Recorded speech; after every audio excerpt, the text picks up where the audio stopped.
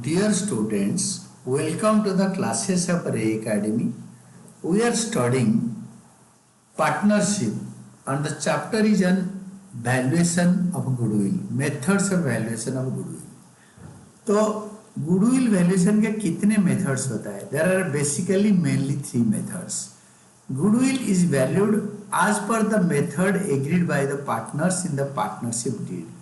Partnership deed में जो method होता है उसी मेथड में जिस मेथड के बारे में मेंशन होगा उस मेथड में गुडविल वैल्यूएशन होगा और अदरवाइज और जैसे आपके मन करे पार्टनर्स का however following three methods are followed for valuing goodwill. Goodwill valuation करने के लिए फॉलोइंग तीन मेथड होता है। एक होता है एवरेज प्रॉफिट मेथड, दूसरा होता है सुपर प्रॉफिट मेथड, तीसरा होता है कैपिटलाइजेशन मेथड। कैपिटलाइजेशन मेथड भी दो पार्ट है, एक होता है capitalization of average profit method, दूसरा होता है capitalization of super profit method. First one is average profit method. Goodwill under average profit method can be calculated either by simple average profit method और weighted average profit method. Average profit method में दो होता है, एक होता है simple average profit method, दूसरा होता है वेटेड एवरेज प्रॉफिट मेथड। तो हम अभी डिस्कस करेंगे पहले एवरेज प्रॉफिट मेथड में simple average profit method and weighted average profit method one one करके कर लेंगे। This is profit for valuation of goodwill means normal business profit of the firm. मतलब जो नॉर्मल प्रॉफिट होगा, कोई एबनॉर्मल प्रॉफिट या abnormal loss होगा उसको नहीं कंसीडर करना है। Thus, abnormal and non-business incomes are deducted from the profit for the year, while abnormal and non-business expenses and losses are added. यानी abnormal gain को abnormal income को profit से लेस कर देंगे और abnormal loss को और loss को add कर देंगे। They are not considered because goodwill is valued that of the business based on normal business profit. Business का जो नॉर्मल प्रॉफिट होता है सेल परचेज से, नॉर्मल बिजनेस ऑपरेशन से, उसी को लेके गुडविल हम निकालते हैं, उसी को कंसीडर करते हैं। Profit for the year is adjusted for errors and omissions of the past years which profits are considered. जितने पिछले 5-7 साल के लिए अगर आप कंसीडर कर रहे हैं वो 5-7 साल का एबनॉर्मल जो लॉसेस, एबनॉर्मल गेन्स उसको कंसीडर करेंगे, एरर्स और ओमिशंस भी कंसीडर करेंगे। तो पहले हम एवरेज प्रॉफिट मेथड से simple average profit method discuss करेंगे। एवरेज प्रॉफिट मेथड में दो कैलकुलेशन होता है। फर्स्ट होता है simple average profit method. Under this method, normal business profits for the specified number of years are determined. Normal business profits for the specified number of years are determined. 5, 10, 20, 10 साल के लिए अगर होता है तो वो डिटरमिन करते हैं। Normal business profits are totaled. Normal business profits are totaled and average business profit is determined. Normal business profit अगर 5 साल के लिए लेते हैं तो 5 साल का नॉर्मल प्रॉफिट निकालते हैं, तो इसको टोटल करते हैं और 5 में डिवाइड करते हैं तो एवरेज प्रॉफिट निकलता है। Average business profit is multiplied by the number of years purchase. Suppose 2 साल के लिए गुडविल और आगे के लिए ये प्रॉफिट मेंटेन हो पाएगा, 2 साल का परचेज होगा। सोच आज 1 साल, 2 साल, 3 साल एटसेट्रा 10 साल के परचेज होगा to determine the value of goodwill of the business. The formula is, it is like this: value of goodwill under average profit method, average normal business profit into number of years purchase. Normal business profit also termed as future maintainable profit. One marker question. Normal business profit का दूसरा नाम, मैं इसको box बना देता हूँ। Normal business profit का दूसरा नाम होता है future maintainable profit. 1 marker question for CUET and boards. normal business profit can be termed as future maintainable profit. It is determined for each year, adjusting the profit for the following. Non-business gains and profits and losses adjust करते हैं, non-business gains और losses adjust करते हैं, capital expenditure being accounted as revenue expenditure, कोई building खरीदा और repair में डाल दिया बिल्डिंग का तो उसको अकाउंट फॉर करेंगे. Revenue expenditure being accounted as capital expenditure, building का सफेदी कराया, आपने एडिशन कर दिया कि बिल्डिंग में कमरा बनाया. 5 होता है revenue expenses not having been accounted, revenue expense not having been accounted, ये रेवेन्यू एक्सपेंडिचर का हम हिसाब नहीं लगाते, हिसाब नहीं कराया था. देन ये छठा revenue expenses not being accounted, कोई सैलरी पे करा है और उसको हमने भूल गए तो सैलरी रेवेन्यू एक्सपेंडिचर उसका अकाउंट फॉर कर देंगे. Errors committed in the past, कोई गलती हो गया था लास्ट ईयर्स में तो उसको हिसाब कर देंगे. This method is based on the assumption that profit of a newly started business will not be same as that of the established firm or enterprise during the initial years of its operation. जो नया business है उसका जो profit होगा एक पुराना established business का profit definitely ज्यादा होगा. Hence, person purchasing the business pays goodwill for being in a position to earn profit in the financial year in the initial years of business. अगर आप कोई बंदा एस्टेब्लिश्ड बिजनेस खरीदेगा, पुराना business पूरा fully established fully grown business, तो वो ज़्यादा कमाएगा, उसका इनिशियल ईयर्स में खरीदते ही ज़्यादा प्रॉफिट कमाने लगेगा जो न्यूली स्टार्टेड बिजनेस से, तो इसीलिए वो गुडविल के लिए पे करेगा. यही कॉन्सेप्ट पे एवरेज प्रॉफिट मेथड चलता है. तो that is meant by what is meant by number of years purchase. ये नंबर ऑफ ईयर्स परचेज क्या होता है? Number of years purchase means the number of years for which the firm likely to earn similar profit, earn similar profit after change in ownership because of the efforts put in the past. आगे के लिए कितने साल के लिए जो नए मालिक बिजनेस में खरीदा, नए पार्टनर्स बिजनेस को खरीदा, पुराना बिजनेस को, वो जो उनका जो प्रॉफिट है पुराने फार्म का जो गुडविल है, गुडविल की वजह से जो हायर रेट का प्रॉफिट अर्न कर रहे थे वो कितने साल तक चलेगा, वो होता है number of years purchase. Then reasons for justification for using average profit, average business profit and number of years purchase. इसका जस्टिफिकेशन क्या है? What is the justification of its purchase? इस केस में profit, past profit show the trend और financial performance. Sale and profit, जो past में जो profit का जो ट्रेंड है, बढ़ रहा है या घट रहा है, वो बताता है कि फ्यूचर में कैसे चलेगा. Which in turn indicates expected future profits. भविष्य में कैसे प्रॉफिट कमाई होगा. हमारा अगर प्रॉफिट बढ़ता जाए तो भविष्य में और भी बढ़ेगा. Purchaser of the business likely to estimate future business profits and these profits are averaged, इसीलिए प्रॉफिट को एवरेज करा जाता है. Buyer would also like to estimate the number of years business is likely to earn that profit because of the efforts put in the past. तो buyer भी estimate करता है कि जो पुराना सेलर है बिजनेस का, ये कितना एफर्ट लगाया है, कितना इसके एफर्ट से कितना बिजनेस ग्रो करा है, कितना बढ़िया प्रॉफिट आ रहा है, फ्यूचर में कितने साल तक ये प्रॉफिट आएगा, ये सब. Drawback of a simple average profit method. ये सिंपल एवरेज प्रॉफिट मेथड का ड्रॉबैक क्या है ना? Drawback of this method for valuation of goodwill is that trend of profitability is not considered since each year's profit are given equal weightage, are not given equal, not considered as it is not given equal weightage. हर साल का जो profit है वो पुराना 10 साल पहले से हम कंसिडर करते हैं. 10 साल पहले जो पैसे का बाइंग पावर ऑफ मनी था और वेट्स उसको अगर असाइन नहीं करेंगे तो हम उसको 10 साल बैक का प्रॉफिट इस साल के साथ कंपेयर नहीं कर सकते. एवरेज भी नहीं कर सकते, वो परफेक्ट एवरेज नहीं निकलेगा। That is one of the biggest drawback, क्योंकि वेट्स नहीं डाल सकते। 10 साल के पहले का प्रॉफिट का वेटेज जो होगा 9th ईयर का प्रॉफिट का वही वेटेज होगा, तो ये वेटेज इक्वल नहीं होता।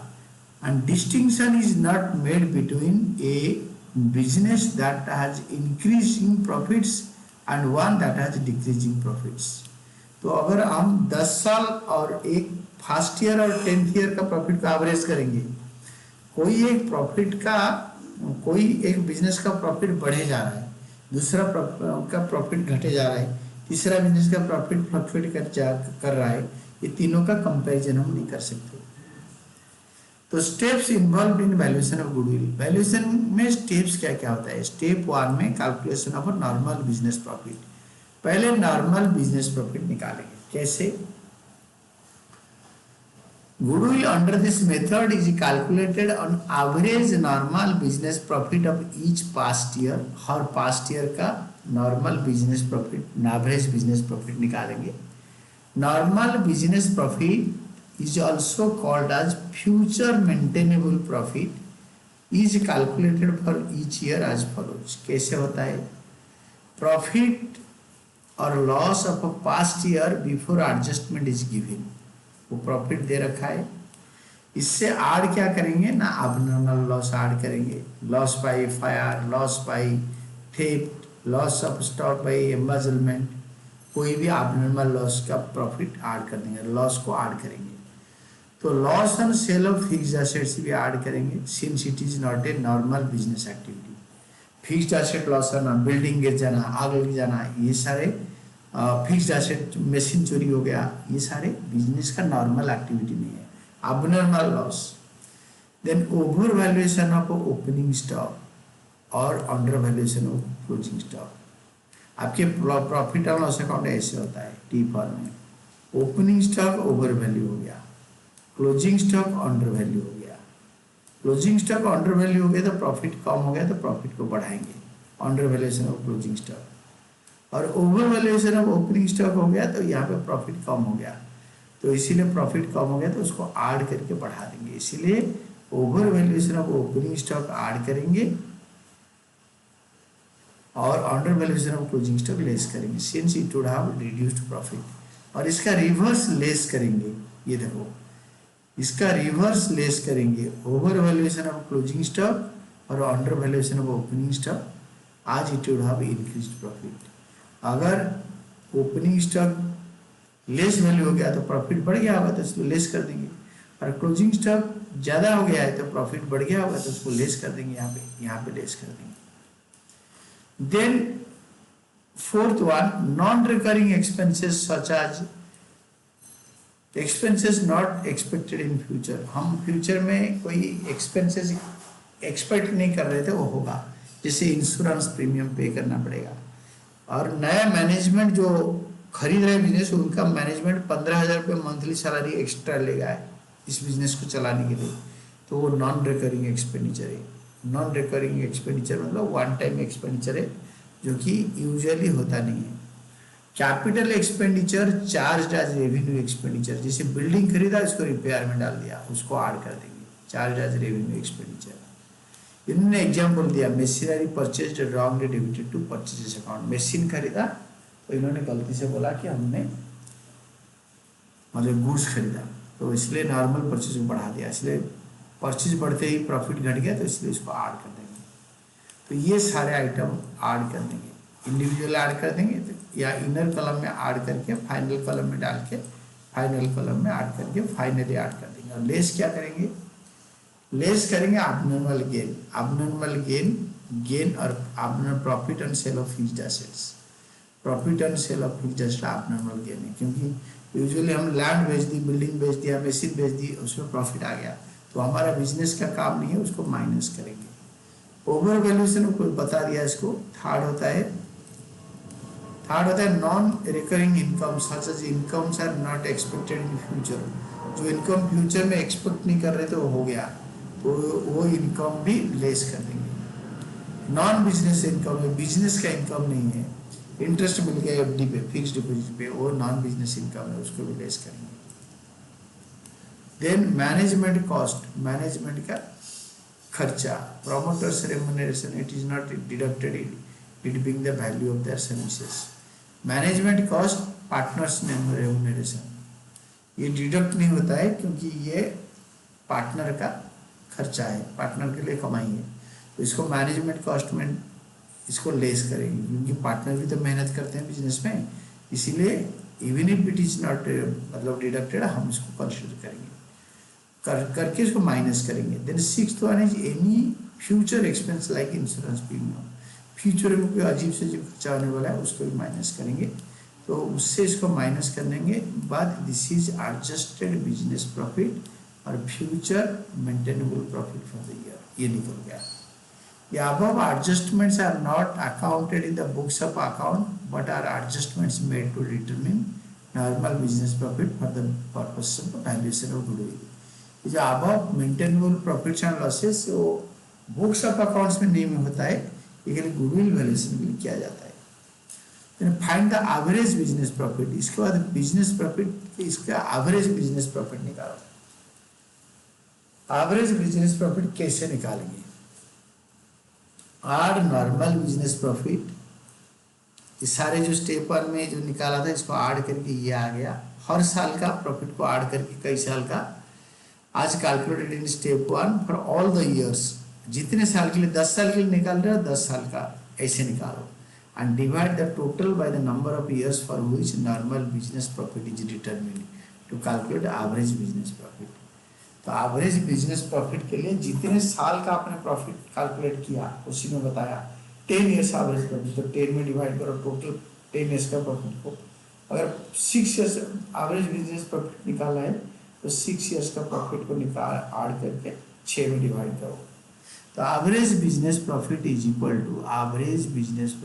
Equal to total profits by number of years, total number of years, तो ये एवरेज आ जाएगा। तो स्टेप 3 होगा determine the number of years purchase, number of कितने साल का परचेज में मल्टीप्लाई करेंगे वो डिटरमिन करो।